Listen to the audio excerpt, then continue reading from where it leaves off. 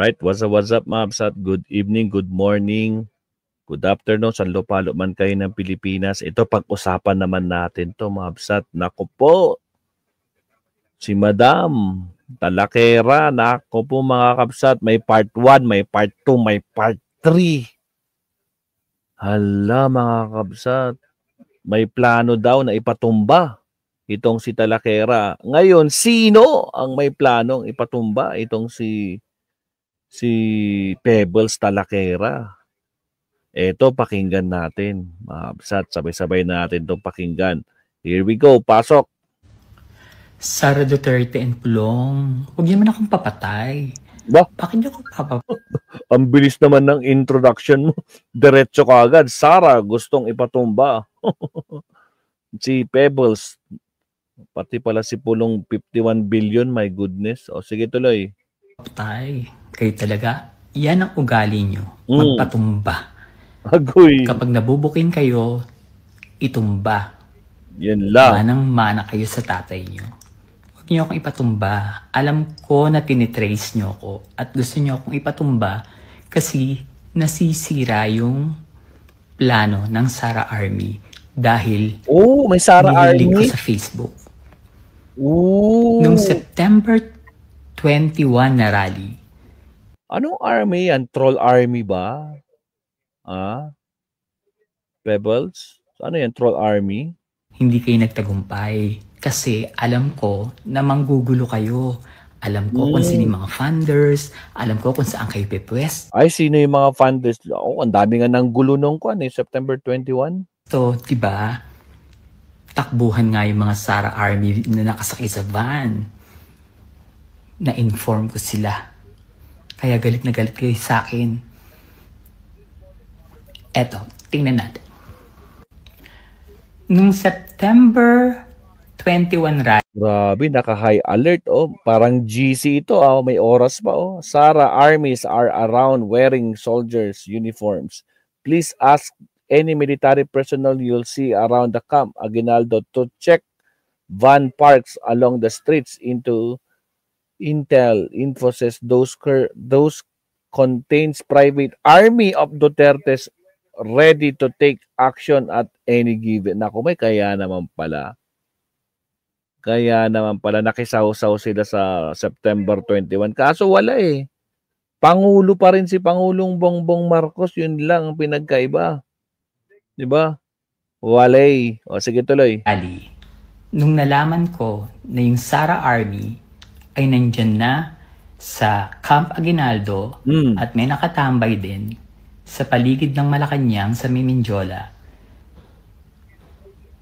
Sabi ko, paano ko ito sasabihin? So, ang ginawa ko, may message ako. Ayan yung message that time.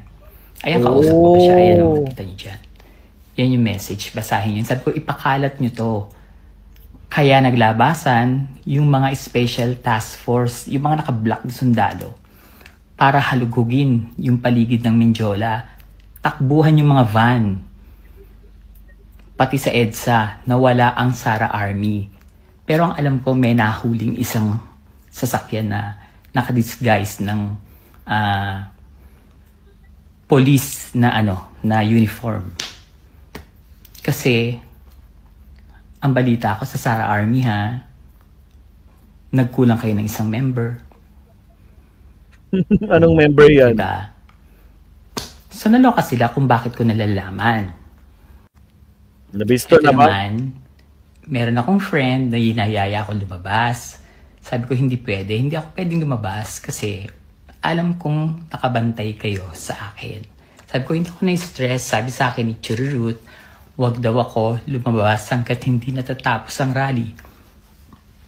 Excuse me. Pero ito, hindi na to September 21. Ito na yung October 12 hanggang sa October 31 na rally. Marami silang plano. Malalaman nyo ngayon. Wait lang. Gusto nyo akong patumba Ayan. Eto, na-receive ko lang to after ng People's Power. Sabi niya nito, sabi po ni sino to? Ni Blanc, kahit saan po pwede kayo pupuntahan ni Piling. Basta nagsumbong po Sir Sara, sabi ni Charlie,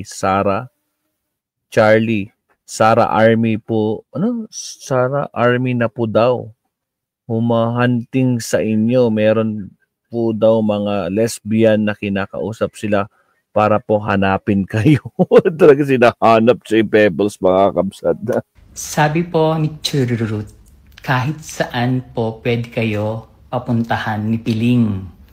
Alam niyo na kung sino si Piling. Sino Piling? Basta nagsumbong po si Sara at sabi ni Charlie, Sara Army na daw po ang humahunting sa inyo. Meron po daw mga lesbians na kinakausap sila para po hanapin kayo. May mga member ng Sara Army na may mga militar na na lesbian. O di ba? Gusto niyo na akong itumba kasi ayaw niyo na may mag-leak na eksena sa social media hanggang sa rally niyo sa October 31. At hindi lang naman rally. Kaso Pebbles, yung mga rallying ginagawa nila, nilalangaw, di ba? Yung DDS rally na Marcos resign. Nilalangaw. Di ba? Kaya nga si Kiko nadismaya Sabi niya, puta kasi ito lang ba?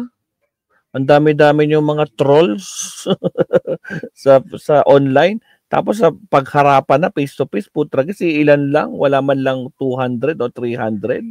Kamote. Tuloy, nabwisit, nilayasan. Ngayon, galit na galit yung mga banateros na garapata. Plano nyo. Alam ko lahat ng plano nyo. Plano nyo patumbahin ang presidente. Dahil yun lang ang tanging paraan. Ay, grabe. Really, Pebbles? Allah. Isa pa nga. Alam ko lahat ng plano nyo. Plano nyo patumbahin ang presidente. Nako po. Dahil yun lang ang tanging paraan para makapwesto si Sara. Yung people's power na yan, emi lang yan, panggulo yan. Pero ang totoo, suicide bombing and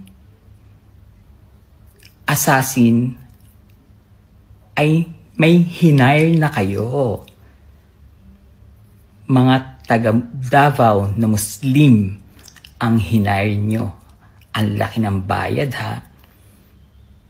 Grabe. Alam ko lahat yan. Hindi lahat ng taga Davao gusto ang ginagawa ninyo. Hindi.